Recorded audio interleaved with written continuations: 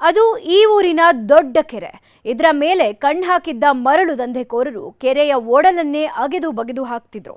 ಯಾವಾಗ ನ್ಯೂಸ್ 18 ಈ ಬಗ್ಗೆ ವರದಿ ಪ್ರಸಾರ ಮಾಡ್ತೋ ದಂಧೆಕೋರರ ಬುಡ ನಲುಗಿ ಹೋಗಿದೆ.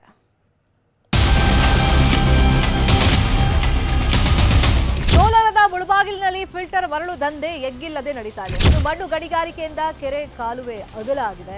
ಯಾವುದೇ ಕಾರಣಕ್ಕೂ ಮರಳುಗಾರಿಕೆಗೆ ಮುಳಬಾಗಿಲಲ್ಲಿ ಅವಕಾಶ ಮಾಡಿಕೊಡಬೇಡಿ. ಈ ಕೂಡಲೇ ಜಿಲ್ಲಾಧಿಕಾರಿಗಳು ಎಚ್ಚೆತ್ತುಕೋಬೇಕು. ಫಿಲ್ಟರ್ ಮರಳು ದಂಧೆ ಕೆರೆ ಚಿತ್ರಣವೇ ಬದಲು. ಕೆರೆ ಒಡಲು ಮಣ್ಣಿಗೆ ಕನ್ನ, ಅಧಿಕಾರಿಗಳು ಸೈಲೆಂಟ್. ಜೀವ ಜಲದ ಮೂಲವೇ ಕೆರೆಗಳು ಅಂತಾರೆ. ಯಾಕಂದ್ರೆ ಕೆರೆಗಳು ಸಮೃದ್ಧವಾಗಿದ್ರೆ ಊರು ಸಮೃದ್ಧವಾಗಿರುತ್ತೆ. ಕುಡಿಯೋ ನೀರಿನಿಂದ ಹಿಡಿದು ಅಂತರ್ಜಲದ ವೃದ್ಧಿಗೂ ಇದೇ ಮೂಲವಾಗಿರುತ್ತೆ. ಇದೇ ರೀತಿ ಈ ಊರಿನವರು ಕೂಡ ಇದೇ ಕೆರೆಯನ್ನ ನಂಬಿಕೊಂಡಿದ್ದಾರೆ. ನೂರಾರು ರೈತರ ಪಾಲಿಗೆ ಈ ಕೆರೆಯೇ ಆಧಾರವಾಗಿದೆ. ಆದ್ರೆ ಈಗ ಇದೇ ಕೆರೆಗೆ ಕಂಟಕ ಶುರುವಾಗಿದೆ. ಮರಳು ದಂಧೆಕೋರರು ಕೆರೆ ಒಡಲನ್ನೇ ಅಗೆದು ಬಗೆದು ಹಾಕ್ತಾ ಇದ್ದಾರೆ. ಹೀಗಾಗಿ ರೈತರ ಧ್ವನಿಯಾದ ನ್ಯೂಸ್ 18 ಕನ್ನಡ ನಮ್ಮೂರಲ್ಲಿ ನ್ಯೂಸ್ 18 ಅನ್ನುವಂಥ ವಿಶೇಷ ಕಾರ್ಯಕ್ರಮದ ಮೂಲಕ ಸುದ್ದಿಯನ್ನು ಬಿತ್ತರಿಸಿದೆ.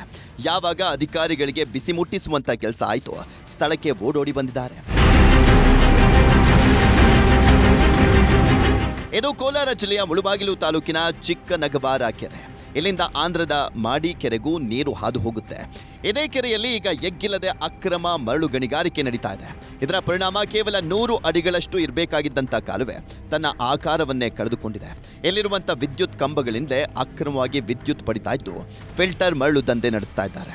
ಈ ಬಗ್ಗೆ ಸಣ್ಣ ನೀರಾವರಿ ಇಲಾಖೆ ಹಾಗೂ ಗಣಿ ಮತ್ತು ಭೂವಿಜ್ಞಾನ ಇಲಾಖೆ ಅಧಿಕಾರಿಗಳ ಗಮನಕ್ಕೆ ತಂದರೂ ಕ್ಯಾರೆ ಅಂದಿರಲಿಲ್ಲ.